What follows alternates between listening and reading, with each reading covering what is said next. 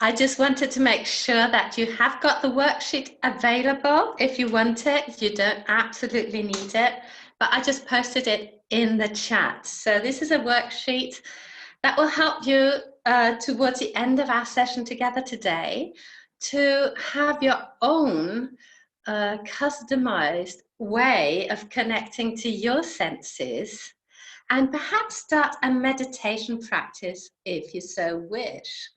So at all times, you can type anything into the chat. I always love for it to be interactive. If you are here fully present, this is where the power is. This is where we can transform.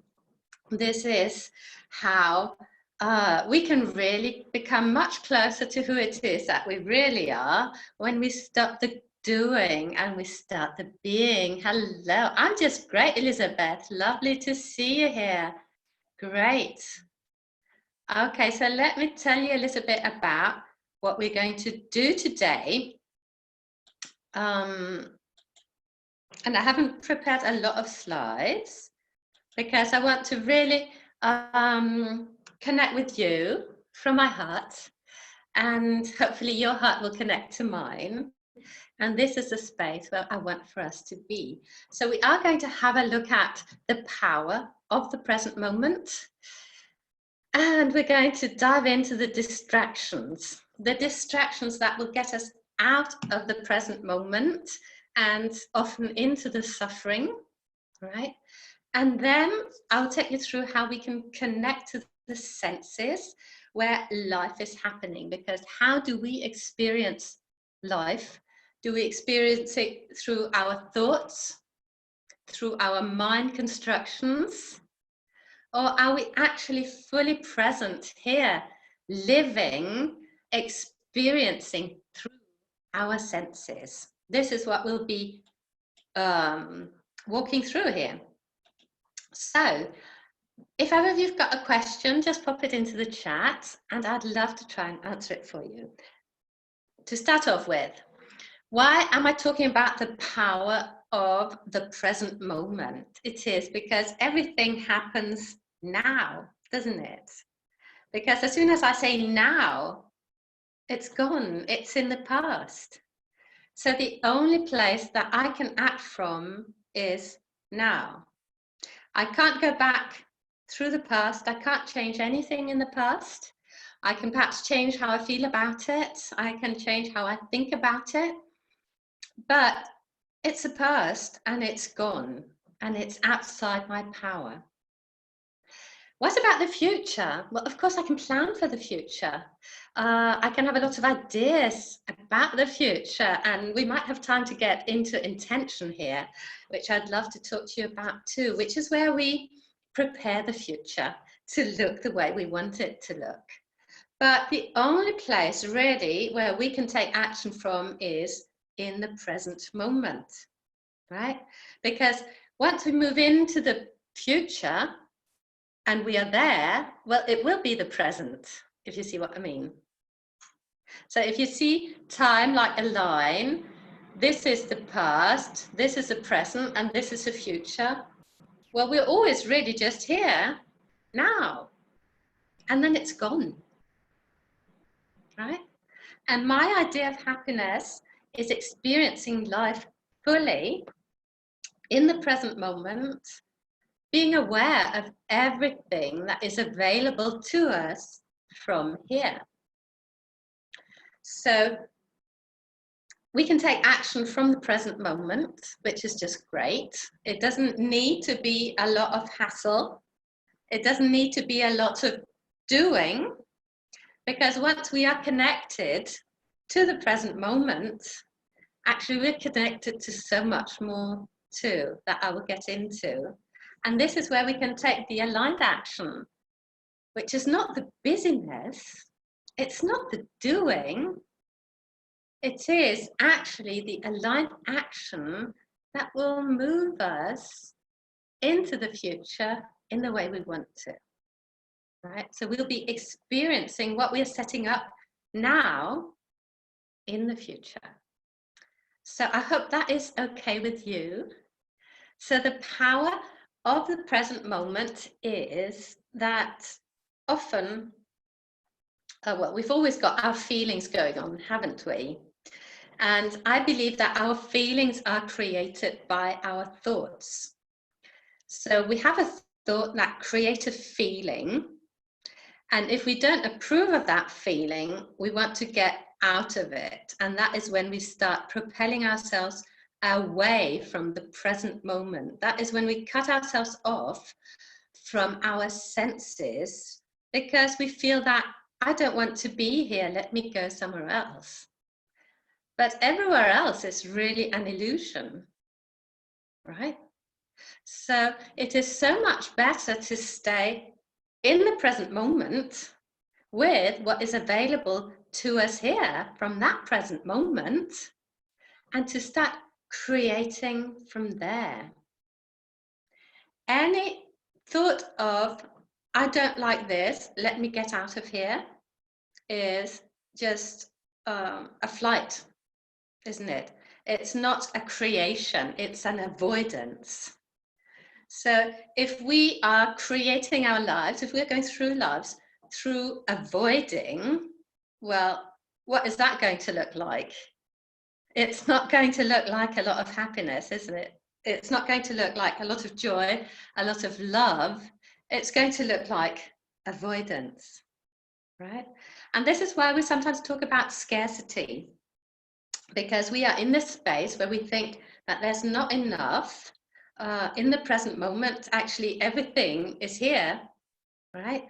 But if we persuade ourselves that the present moment is not good, if we persuade ourselves that we don't want to be here, well, that is when we just give up our power. That is when we step away from any sort of ability we have to influence what is happening to us. We give over our responsibility and our power. So another reason why we might not want to be in the present moment is that we don't really like the power of the present moment. And if you want to be really real and raw with yourself, haven't you ever thought that, I don't want really to take responsibility for that. I would like to just delegate it, right? I would like to just delegate that out to my husband, to my parents, to my boss, right? I don't really want to be aware that I'm creating my reality in the moment. I don't want to take on that responsibility because I don't feel that I'm capable. I don't trust myself enough to know that I will always do what is best. But reality is that, yes, we are the only people who can know what is best. And outsourcing that to external circumstances, to people, to situations, or to objects, to events, is not going to be the answer, right? They might relieve our feelings in the moment.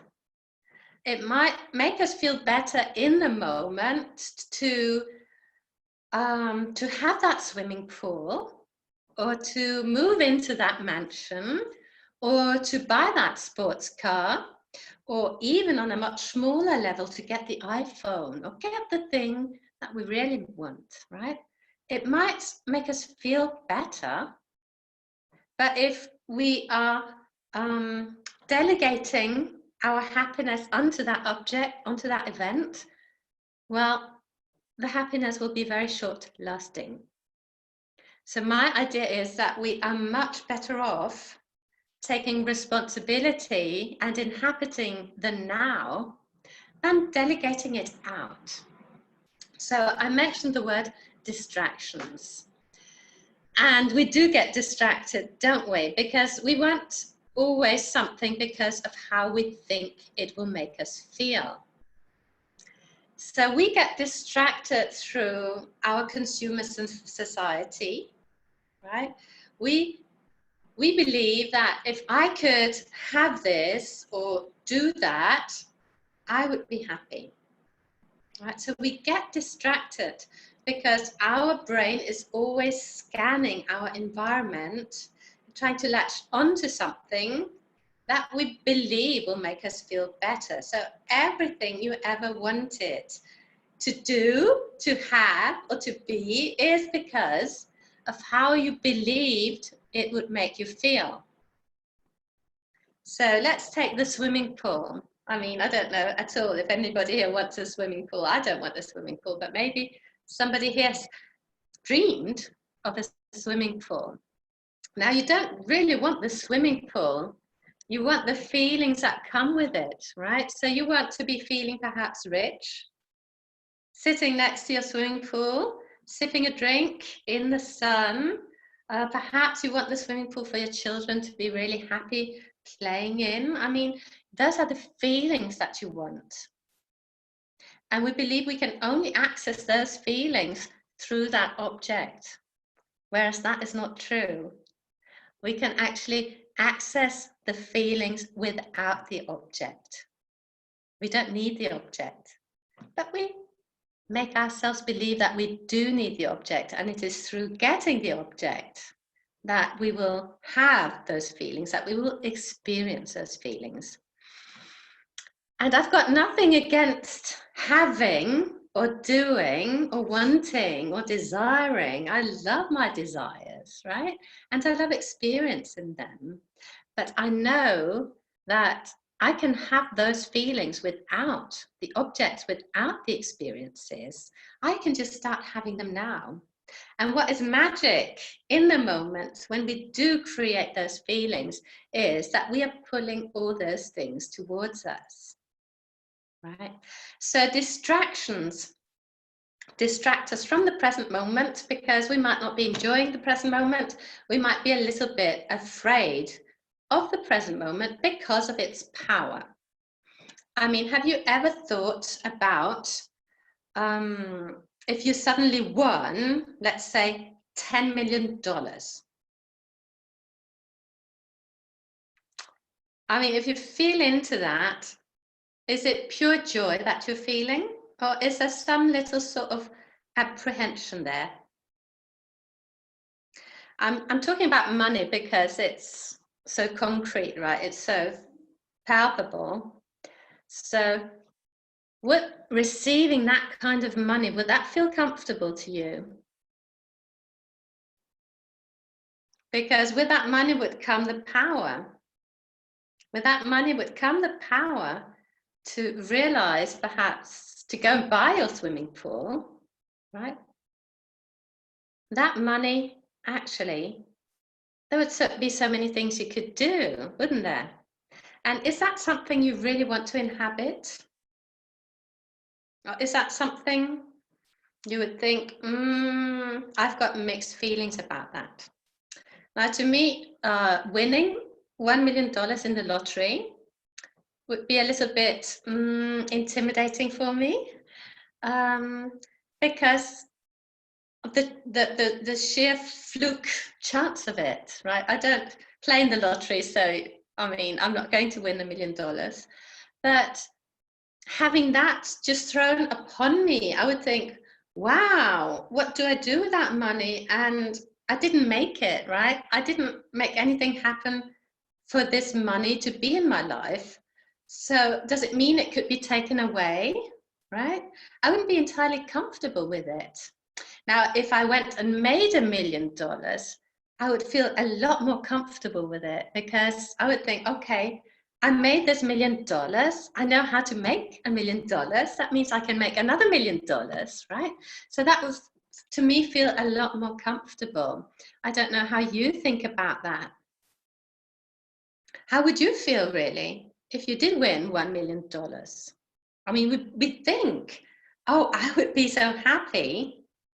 But if you can just imagine now for a moment that this $1 million arrived in your bank account, what would be your gut reaction? Yeah, Elizabeth says she might be overwhelmed. I think that is so true. Totally. Yeah. So I'd love to find out what anybody else thinks he or she would feel, really, if you just got gifted, you just won $1 million, right? I think that actually deep down, we are afraid of the power we have got. And we are afraid that perhaps we would mismanage the $1 million. I think we could be somewhere afraid that, wow, what do I do if I spend all the whole $1 million, and where would I be? Can I be trusted with that money? So, yeah, Pamela, oh, it's lovely to see you here, Pamela. I've heard people that win that much money lose it, yeah, within a short time. Yeah, and that is sometimes true, because I'm going to talk about that a little bit later if we talk about intention, because we need to become the person who can have that $1 million, right? So if it just happens to us, $1 million, we haven't become the person yet who can own $1 million. So there's a discrepancy between the event and who we are. So we are either being asked to step up and become that person really rapidly, or we will lose that money, okay? Because if we have not been able to make $1 million and suddenly we have it, it means that we are not the person who is used to having that kind of money. Do you see what I mean? So if we're not capable of making $1 million, it means that we're not yet the person who is capable of making that $1 million. Right? But coming back to being in the moment, I mentioned the money because it's a it's a thing that's really tangible, easy to comprehend. But just think about everything else that could happen in the moment if we were really present. If we're really present in the moment, we are feeling our feelings, aren't we? If we are really present in the moment, we are connecting with the world through our senses. And what can prevent us from connecting with the world through our senses is our mind. It's the brain. It's the brain chatter. It's the mind chatter. It's that incessant conversation that is going on all the time. And that is causing a lot of our suffering, especially right now at the moment. But I don't want to be talking only about world events and what we're going through at the moment, because I think this is just like a situation that shows it very plainly to us, right? What our mind chatter is doing to us on a daily basis. So we have got a lot of thoughts. In fact, our minds are thinking machines. And our minds are designed to produce thought. So that is what it does. And there's nothing wrong with it. And in the Western world, we often live through our minds. We live through our thoughts.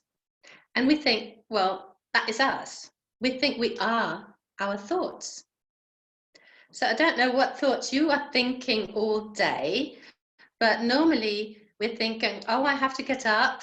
Oh, I have to do this, and he or she's coming, and then I must do that, and wow, I can't find this. And so we've got this incessant chatting going on, which can be more or less negative. It can be more or less positive. That is not my point here, although we do prefer to have some positive thoughts going on. Yeah.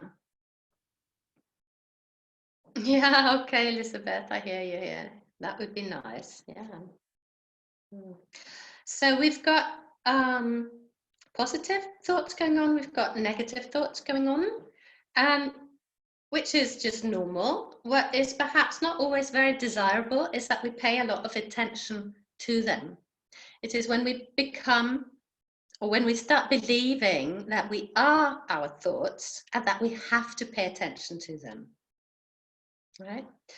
I posted a photo of this little girl sitting with the sunlight just coming to her and her just sitting there being open to the experience of seeing the light from the sun coming towards her through the trees. I don't know whether you saw that photo, but I just thought it summed up beautifully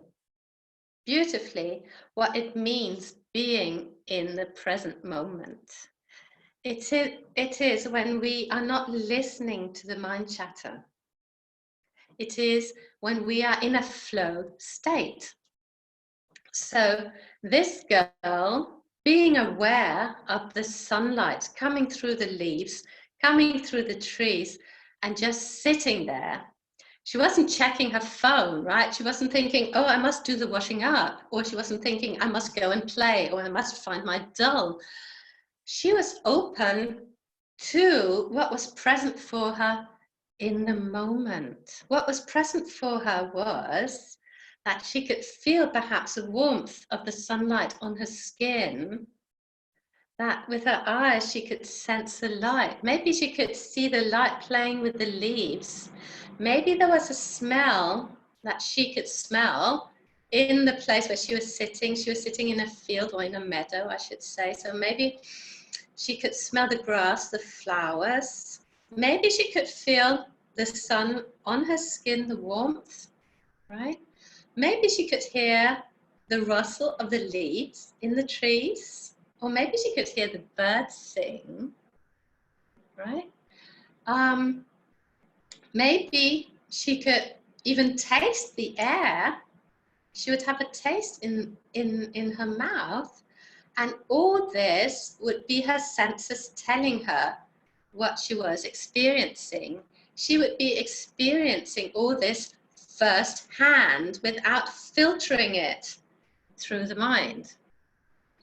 So she wasn't experiencing the sunlight on her face through her mind. She wasn't interpreting it, and she wasn't judging it. So what happens when we experience life through our minds, through the thoughts we have around it, is that it's a filter that distances us from experiencing real life as it happens. And once we go into the thoughts, we can start judging. And what we immediately do with all experiences is that we start asking ourselves, is this good or is this bad? So we start thinking, do I like this? Don't I like this? Oh, I don't like that. Or this is too hot. Or, oh, I might get sunburnt. Or we start having all those filters. And when we have those filters, it's really a way of interacting with the world that prevents us from experiencing it to the fullness of everything that is available to us from there. Have you got any comments on that, on how the brain really puts a filter between us and the world, between our senses and the world? Wow, blessings. Thank you very, very much, Mel. Yeah, from VA in the USA. Lovely. You're hearing the birds right now. Brilliant, Pamela. Lovely, I love it.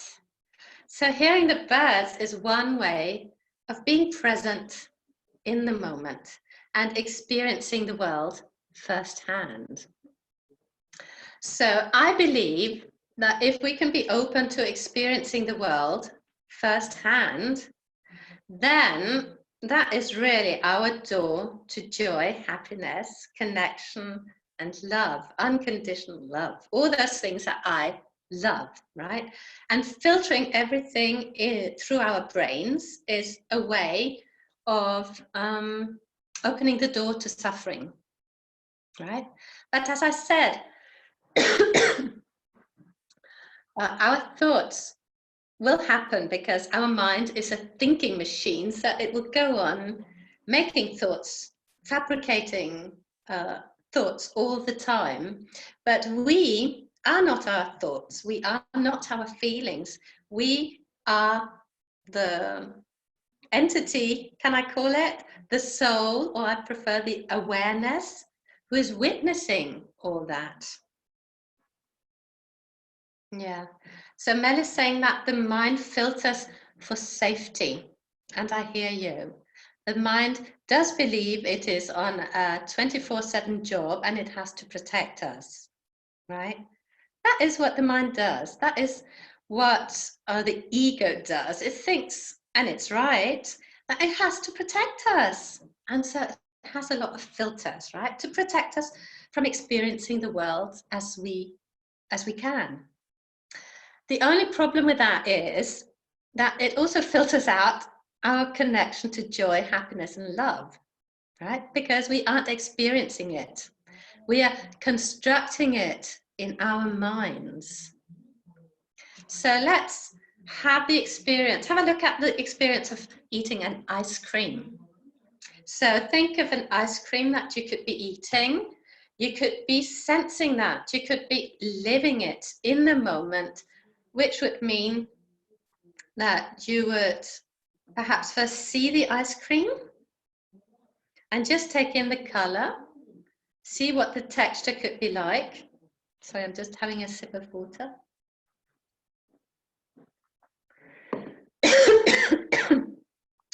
I'm sorry, I've been talking all day.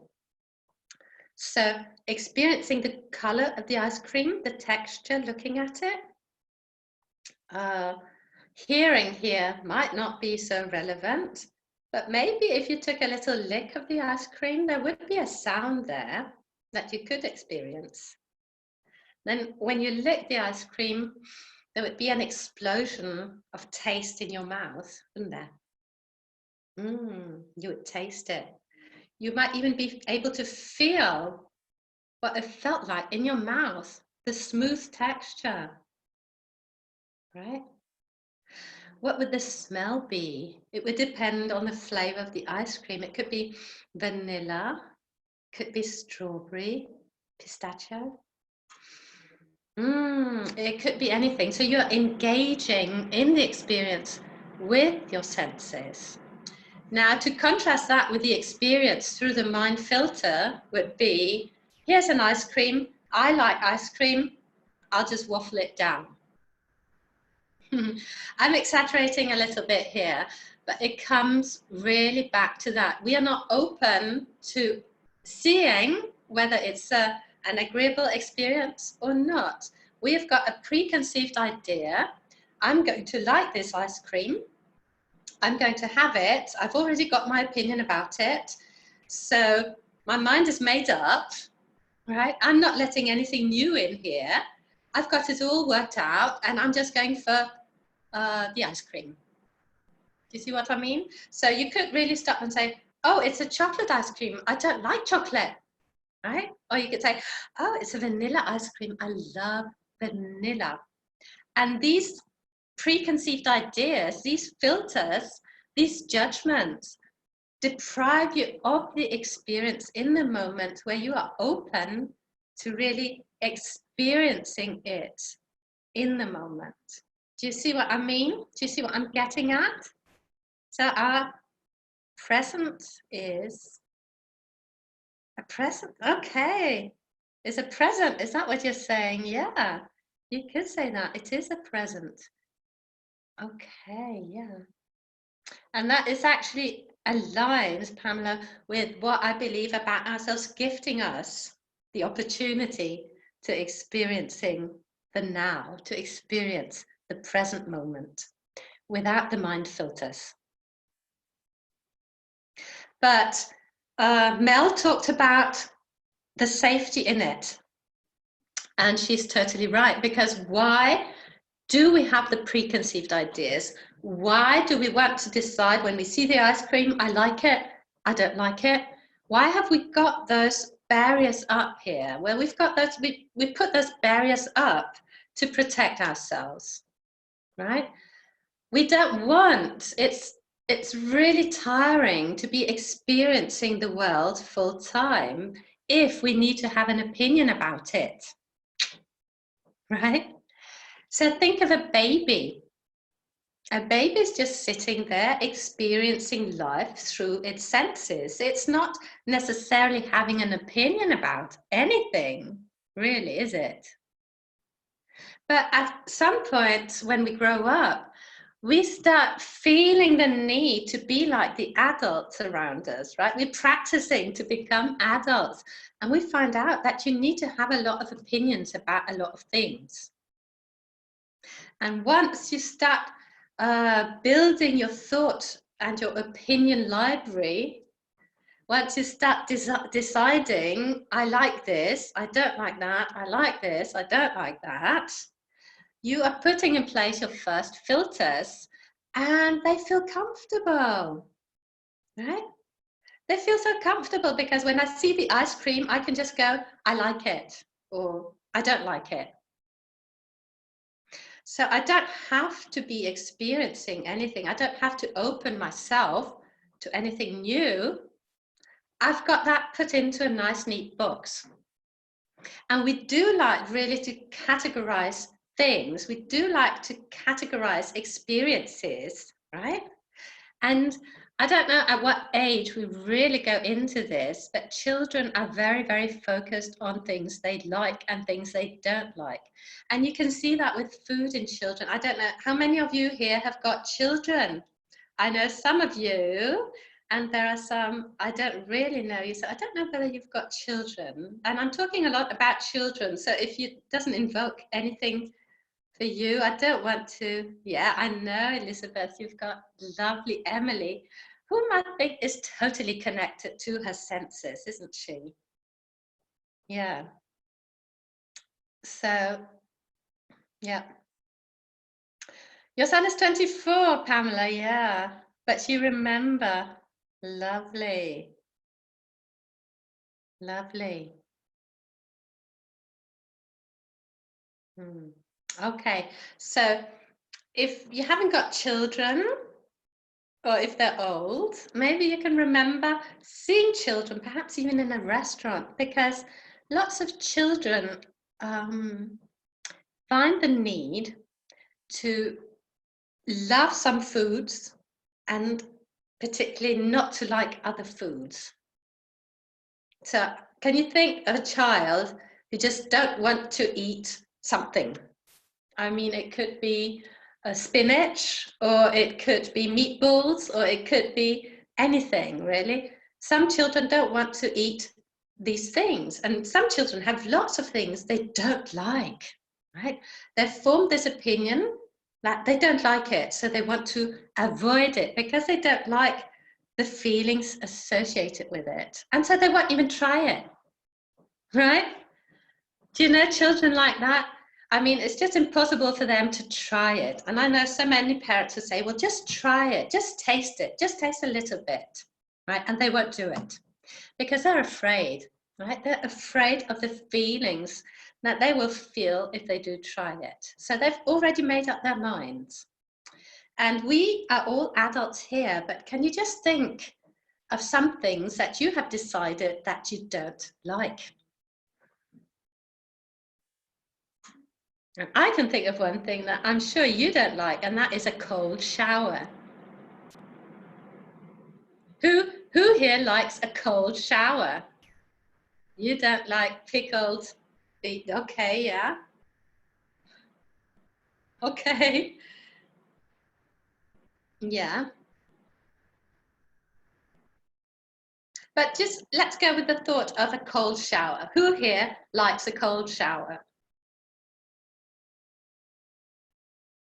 I think we all dread cold showers, don't we? We don't like feeling the cold on our bodies. It's a yucky feeling, isn't it? It's a frightful feeling. So we've decided we don't like cold showers.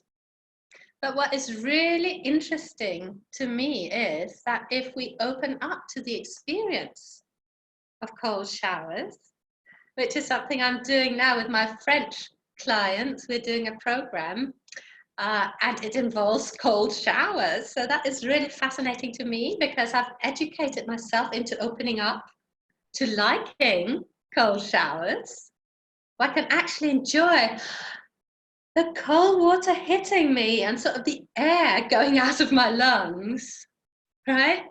And being open to that experience that many people would really think would be dreadful, right?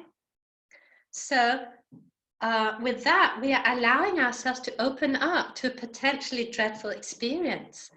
And we're taking off the filter, right? Which takes a little bit of courage, right? Because if you want to direct a cold shower head onto your body, you have to be a little bit courageous, if you see what I mean. So directing that cold shower onto the body and just experiencing it. Well, when you open your senses to it, it's actually an experience that makes you feel vibrantly alive, right? So maybe you have got some experiences that you have excluded yourself from in this life because you have decided that you don't like them. So you are not open to them anymore.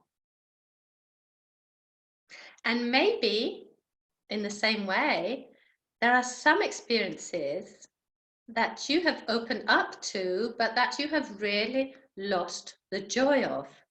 You think you like them, but then you find that you don't actually enjoy them that much anymore. Let's take the experience again of eating an ice cream. I hope everybody here likes ice cream. So you've probably decided that you liked ice cream and you liked eating it. So when you do eat it, you might not really be experiencing it. You are just experiencing your thought that I'm doing something I like. And that could be all very nice, only it's a limited sort of enjoyment because you're not experiencing it, you're thinking it. So I know I'm going a little bit deep here, but if you stay with me, eating the ice cream, if you have decided at some point in your life that you loved ice cream, so every time now when you see an ice cream, you present it with an ice cream and you've got the prospect of swallowing it, you are just switching on your system to, I like it. And so you don't have to participate in it. You don't have to be tasting it. You don't have to be smelling it. You don't have to be really seeing and feeling it, right? You've already categorized it and you are no longer experiencing it. So what I'm saying is that there is so much more enjoyment to be had out of eating the ice cream if you are opening up to your senses and really experiencing the ice cream without the preconceived idea, without the judgment, right? So Pamela just said, I find this increasing because I tried cold showers, okay. And they were invigorating, yeah, but I felt out of the habit of giving myself one. Okay, well, you can always go back. We're doing it with my French ladies because they are following a weight loss program that I'm doing that involves speeding up the metabolism. And it doesn't involve counting calories or anything so boring as that. It involves pleasure in food and speeding up the metabolism. So they're having cold showers to speed up the metabolism. Right. Okay. So what else? Yeah, it's easier than that. Yeah. Okay. Lovely, Pam. You are a brave person, aren't you? Lovely. So what I'm suggesting is that if we can approach a situation without the filter, without the preconceived ideas, without the judgment of the experience, we open up to a new level of enjoyment of it. Do you see what I mean? We are open. We are not experiencing it through our brains, our minds. We're experiencing it through our senses. And that is where all the joy is. So what happens when you experience life through your senses? You are not suffering through your brain. You are not paying attention to your thoughts, right? You are leaving your thoughts somewhere and you're concentrating, you're focusing on the experience of the thing. This is where I want for you to be. So when we are in the present moment, lots of things become possible. You can start loving something you thought you hated, and you can start hating something you thought you loved, right? But if you are open to the experience, you are much more in alignment with who you are and what you want to experience than if you just dial into all the preconceived ideas. So if you've got the worksheet that I sent out and I post it at the top of this chat, I can just post it again and you can go ahead and download it. We will be going in to the senses because I want to bring on or help you see a place where you can really connect to the present moment. And this is through the senses. So on the worksheet, I'm inviting you right now, in this instant, because it's all happening now, to write down what are you hearing. So you're hearing my voice, right? This is sort of in the foreground. You're hearing my voice. You don't have to decide whether it's nice or not nice. Just what else are you hearing? Is there any background noise here? Is there anything else going on? I can faintly hear my husband talking on the phone.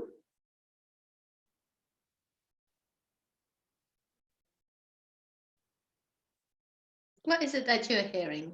So I'm hearing my husband a little bit on the phone.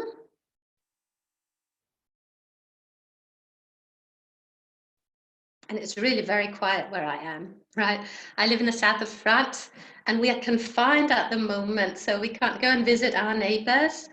We can go outside, but we can't really connect with other people. So that's the space that I'm coming from, and it's all very quiet. So let me just check the chat because somebody wrote something in. I'll just stop sharing here. Okay, your husband is mopping the floor. Lovely. Right. Oh, he's watching an angry political show. Oh. Well, there are lots of those around, aren't there? Right. So what else can you hear? I can't really hear a lot apart from my husband, because sometimes I hear my computer going a little bit busy here. What are you smelling at the moment? Is there any odor that you can smell? The thing is, with smells, we get really habituated. With background noises, we get really habituated. So we stop hearing them and we stop smelling them. I think I can smell a little bit of dust on the radiators. You know, when the dust is heated up, you can sort of, it's got a smell to it, hasn't it? I can smell that. I can smell a little bit of my own perfume that I put on before talking to you because I want it to feel good and I want it to smell nice for you, even though you can't really smell me. But I was doing that for me, right?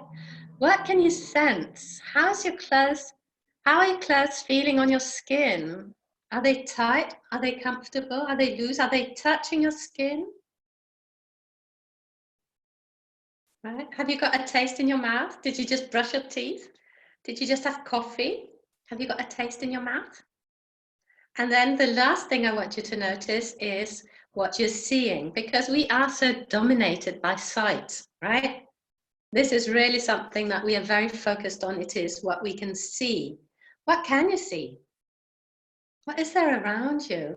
And if you really look, I can see this plant in front of me. I like having plants around me. I can see this plant and it's really grown a lot. Some of the leaves are really shiny. Right. So you can just see how I went into a preconceived idea there. I said, I really like to be surrounded by plants. A preconceived idea, right? I'm not experiencing that. I'm not experiencing the plant. I'm saying I've got that plant because I like plants, right? I could just be experiencing the plant, really, and opening up to that. So please write down for you, what is it that you are experiencing right now? What can you see? And if you want a little mini guide on meditation, I recommend that before you start meditating, you go into all your senses and you write it down, okay? And then you can start your meditation. And I like to become really comfortable to meditate. I don't necessarily sit in a lotus position. I don't necessarily dress up in yoga clothes or anything like that, because I like mini meditations. I like long meditations. I like all sorts of meditations. And meditations are really beneficial to our minds and to our bodies, right? Because they make the two brain hemisphere interact, be on the same frequency, so that we actually stop some of those incessant thoughts. This is where we get clarity. This is where we get insight. This is where we can tap into our intuition. This is where we can listen and hear what our intuition is telling us, but it requires us to slow down and to become still. So connecting to your senses first is really one of the big steps that you can take to slow down all those thoughts. And then get into a comfortable place. I mean, I like to be in a comfy chair so that I'm comfortable, right? I don't want to be meditating being uncomfortable. I want to be comfortable.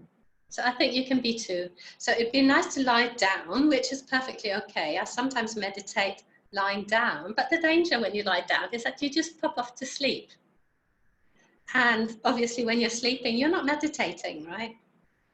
So think of a position. Perhaps you want some nice cushy pillows around you. Maybe you want to feel extra warm. Maybe you want some softness around you. Maybe you want a candle. Maybe you want fresh flowers. Maybe you want some plants around you. But then again, don't have those preconceived ideas. Try and find out what it is that could be fun for you to try out.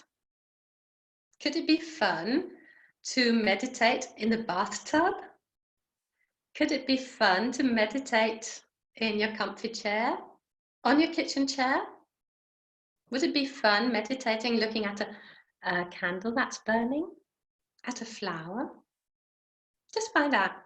Think of something new, right? New is stimulating. New allows us to open up to what is available to us in the moment.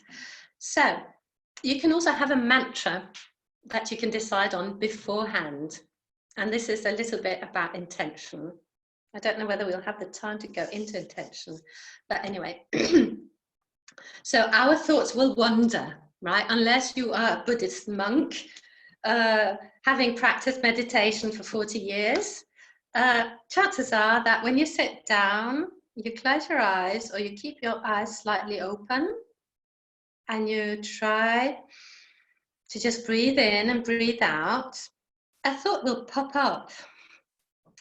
Because thoughts will pop up. So you might have your dentist appointment popping up, or you might be thinking, oh, I need to make an appointment for the dentist, or I need to hang out the clothes, or I need to phone my dad, or whatever it is, right? And these thoughts will pop up, and that is normal. So you don't have to judge yourself for it. You don't have to scold yourself for it. You don't have to do anything about it. Just have the thought appear and have it leave. Because if you don't latch onto the thought, it won't stay there. It will go away. It's only when we latch onto thoughts that it will generate a new thought and a new thought and a new thought. And before you know it, you're going away with that thought, right? And that is not what we want. We want the thought to be popping up and going away. And one way that you can have less thoughts come and pop up in the middle of your meditation is to watch out for them. And the image I like to use is of a cat sitting in front of a mouse hole, waiting for the mouse to come out so that it can eat it.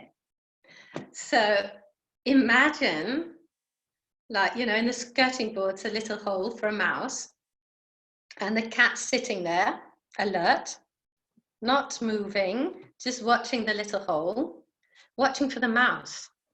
You can do that with your mind. You can be sitting there watching, what is the next thought going to be? What is my next thought going to be? What is my next thought going to be? And when you're watching out for it, you'll find that you don't have any thoughts. Right? Try that out. What you can also do is to have a mantra you can come back to. And a mantra for today could be, I am well, or all is well, or I am love, or anything nice like that, that you can just come back to all the time. So you can do something like breathing in, breathing out, saying, I am well.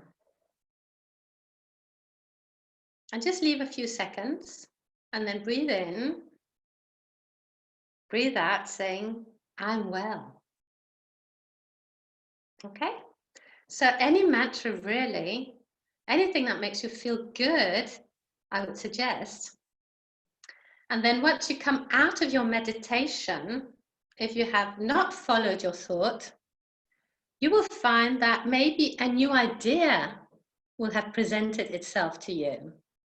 There might be something new that has arrived in your brain that wasn't there before. And that is what we call inspiration. That is called insight. And you could call it intuition too. And this is what you want to write down, right? Because this is the unfiltered idea, the idea that hasn't been processed by all your filters in the brain. That is just pure idea, pure desire, pure inspiration. So you want to remember it. And you think you will remember it, but it's really much better to write it down. That way you're sure that you can come back to it. Right? So when you come out of the meditation, just give yourself 15 seconds to write down whatever thoughts, ideas, emotions came up for you. Right? So I said, watch out for your thoughts, don't follow them. And I could say the same with feelings. If you start having a feeling, let it go. Don't latch onto it. Just watch out for the next feeling. So if you feel a little bit of anxiety coming up, just watch out. Okay, this is anxiety. What is my next feeling going to be? Right? So we are not processing this mentally. We are not using our intellect. Right? I've got nothing against the intellect. I want to use it, but I don't want it to run my life. Do you see what I mean? When we run our lives through the intellect, through all these filters, through our thoughts, our ideas, our concepts, well, it's very, very difficult to connect to happiness. And it's very, very difficult to connect, right? So if you connect via your senses to that space where you're not generating and following a lot of thoughts, where you enter and access that space of calm. That is where I believe our true selves are. This is where our awareness is, from where we can observe our thoughts and not identify with them. This is where we can be aware that this is a thought and this is me. And we are not one, we are separate, right? So I can be thinking my thoughts and they are out there. I don't identify with them. So if I'm in a lot of judgment, if I'm in a lot of negative thinking, well, that's out there. It's not me. I'm this pure awareness behind that. And I need not be affected by all that. I can leave that be. I can accept that it's happening because I can see it happening. I can see all those negative thoughts. I can see all those anxious feelings popping up. But I don't have to identify with them. I can just let them float off like clouds in the sky, right? I'm not hanging on to a cloud. You can't hang on to a cloud. You can just see it come and disappear. And that is really the idea behind meditation for us who are not professional meditators, right? Who are not these spiritual people who are living in a different really realm, I would say. So for us, we're still very much in the real world. We can access this space where we no longer identify with our thoughts, with our emotions, with our judgments, where we're no longer filtering our experience of life. We can access that place of calmness through the process I've just described. And I know that 1 hour of meditation is better than half an hour of meditation, and half an hour of meditation is better than 20 minutes of meditation, and 20 minutes of meditation is better than 5 minutes of meditations. But here's what I believe: 5 minutes of meditation is better than no meditation. Wouldn't you agree? So when you think about it, meditating can happen in 1 minute. If you take out your timer for 1 minute and you just sit there and watch out for a thought to happen, you can actually create a lot of calmness right there. And if you're not used to meditating, well, I would suggest that you start with 1 minute or 5 minutes, okay? That you don't go for 1 hour or you don't go for 20 minutes or whatever it is that people want us to do. You do something that you feel comfortable with. You feel that I can do this. I've got time for this, right? Because ideally, I would love to meditate 1 hour a day, but I very rarely do so because there's so many other things I want to be experiencing. But I do find that it is really the best way to get out of anxiety. It's the best way to leave fearful thoughts where they belong and to just enjoy what is available to me from that space of inner peace and calmness. So if I can sum up what I've been saying, it would be when you access a place of calmness, of inner peace, that is where you have got really the best chance of experiencing life and to access the happiness to the fullest measure, not the interpreted happiness of reliving your old experiences through the opinions you've already formed about stuff. I like ice cream. I don't like spinach, right? When you are connecting to the present moment, open to your senses, that is when you start coming alive to everything that is happening there. And what is so relieving about it is that I always tell myself, I don't need to have an opinion about that. I don't need to have a judgment. So often I don't think anything. I don't need to have a filter, even though it does feel safe, as Mel said, it does feel safe to have those filters in place. So when I go and see my neighbor who's angry, if I've formed the opinion that my neighbor is angry, I won't be experiencing him in the same way as if I haven't put the filter of angry on him. I will be going to see him open to whatever is available in that moment.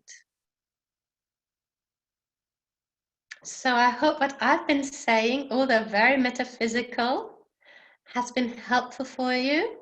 So being present in the present moment is not always easy, but we can learn, or we can relearn how to be so. Think of a baby. A baby doesn't go into its thoughts because it lacks language to have a lot of thoughts, right? But as soon as we start being able to have a lot of thoughts, we start having a lot of opinions because we feel safe, because we've already interpreted this situation. We don't have to reinterpret it. We've formed our opinion. It's nice and easy, right? All I'm saying is that with these filters, we are preventing ourselves from accessing the full joy of the moment. Okay, so if you've got any questions, I'd love to hear them. I can unmute you too if you want to speak, or you can tap things into the chat, and that would always be delightful for me to connect with you.